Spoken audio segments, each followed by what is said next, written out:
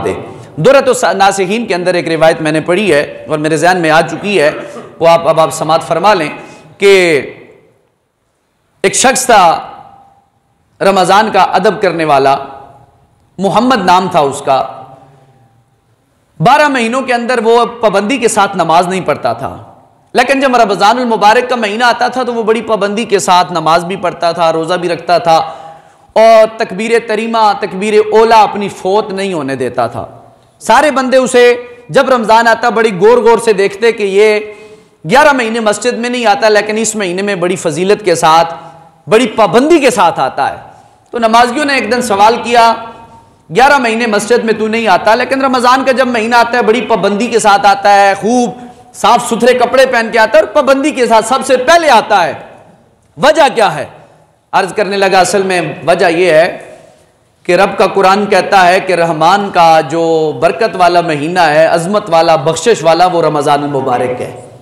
तो मुझे अल्लाह की रहमत पे बड़ा यकीन है, बड़ा ईमान है और मैं बड़ा इस बात पर कामिल यकीन रखता हूं कि मेरे इस अमल की वजह से अल्लाह मेरी बख्शिश फरमाएगा।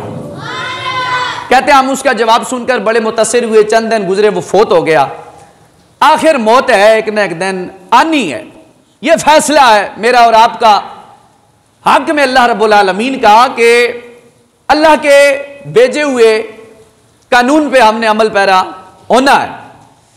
तो मौत आ गई, लोगों ने कफन दिया, गुस्ल दिया, दफनाया। जनाजा पढ़ने के बाद कुछ दिनों के बाद उसी शिराज नामी बस्ती के एक शख्स से मुलाकात हुई ख्वाब में।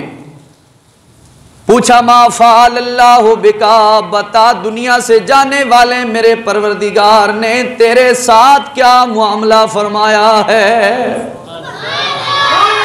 अर्ज करने लगा, दुनिया के गुनाह बन के जब मैं कब्र में दाखिल हुआ तो आ गए, लेकिन एक ने की मेरे परवरदिगार की बारगाह में बड़ी खूबसूरत तौर पर मौजूद थी, जिसने की बरकत ने आकर सारे गुनाहों को दूर कर दिया।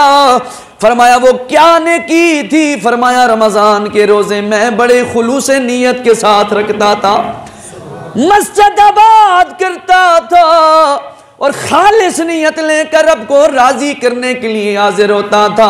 मेरे परवरदिगार ने मेरी ये खुश सलूबी और रमजान का अदब करने की जनाबे वाला इस निस्बत और बरकत और प्यार और आजिज़ी को देखकर मेरे सारे गुनाहों को माफ फरमा के मुझे जन्नत का हकदार बना दिया।